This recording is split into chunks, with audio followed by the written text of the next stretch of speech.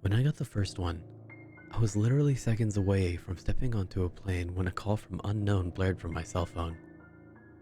It was a ringtone I hadn't heard before, one I was pretty sure hadn't come with my phone. Normally, I wouldn't have stopped to answer it, but I was expecting a call from a job I had interviewed for the previous week. I took a deep breath in and accepted the call. Hello? Do not get on the plane. A woman's voice, garbled and strange, as if her vocal cords had been shredded, and she was trying desperately to choke out speech. Despite the unnerving, fractured quality of her voice, her tone was insistent and eerily calm. Then the call ended. I froze. I had always had a slight phobia of air travel, and something about this call just... There's no way I was about to get on a 7-hour flight now. I turned around and headed towards the food court. I'd just get another flight later in the afternoon, I figured.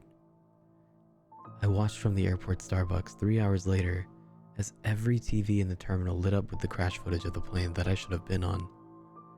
No survivors. Not a single one. I tried to trace the call. So did the police. But there was nothing to trace. There was no evidence my phone had ever received a call around that time. They analyzed phone records, incoming and outgoing communications to my phone. Nothing.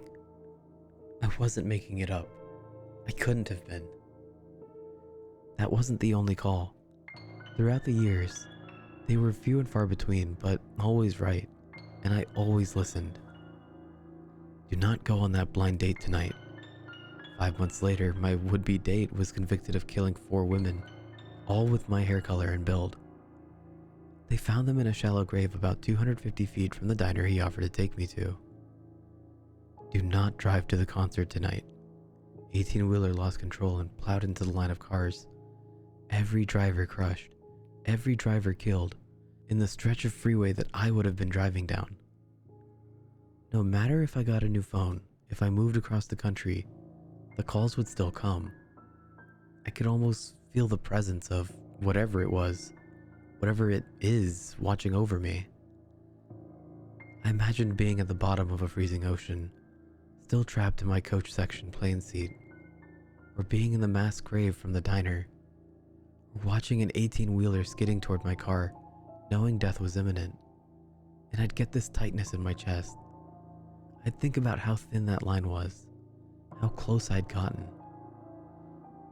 If I hadn't had a job interview I was waiting to hear back from, I'd never have listened to the call in the first place, and that would be it for me. It always felt like something was coming for me, but there was always this fractured, warped voice, with these calls that never seemed to exist after I heard them. Self-destructing warning signals rotting away before my eyes, and I was alive. I had a bad feeling about this cruise. I had planned it as a girls' week out with some of my old friends from college. I was looking forward to a week in the tropics in the dead of winter.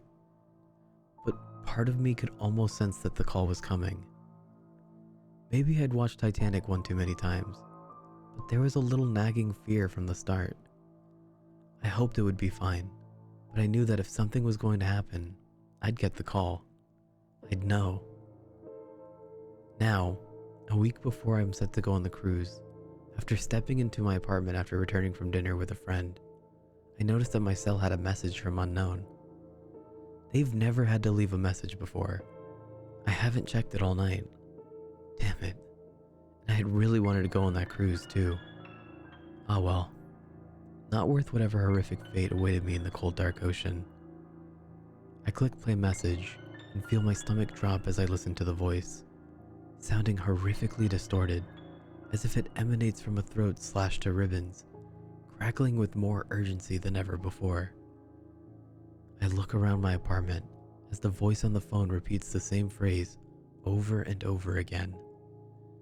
Do not come home after dinner tonight. Do not come home after dinner tonight. Do not come home after dinner tonight.